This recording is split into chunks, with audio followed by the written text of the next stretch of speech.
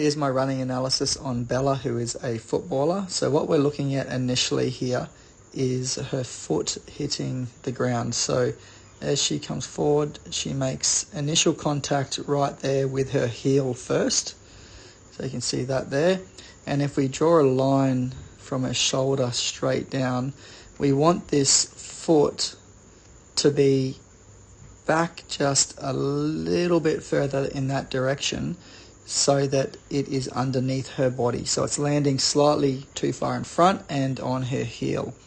The next thing that we're looking at here is that when the foot makes contact with the ground just there, we don't want to have such a big gap between the knees here. So we can see daylight between the knees. What we would like to see is that that knee comes forward and is up to and caught up with that front knee.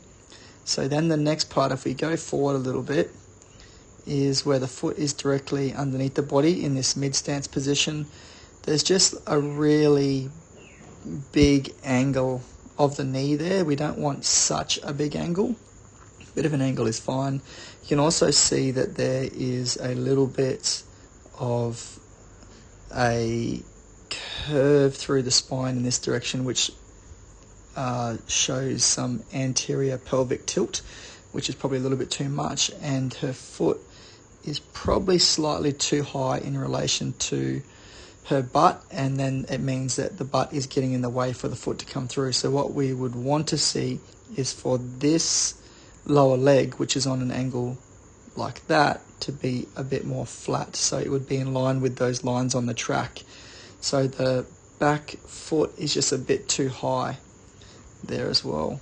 So if we come forward in this position as well, we would typically want to see figure 4, so a 4 shape.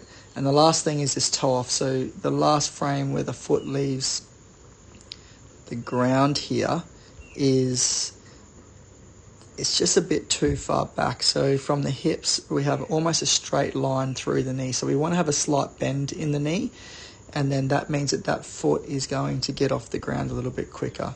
So there's a few key points there that we're looking for, and it's probably going to start off with getting a bit more posterior pelvic tilt, and then from there, that would be my first cue, and then from there, we can then work on a few other things, but plenty of potential here for being able to improve speed and efficiency.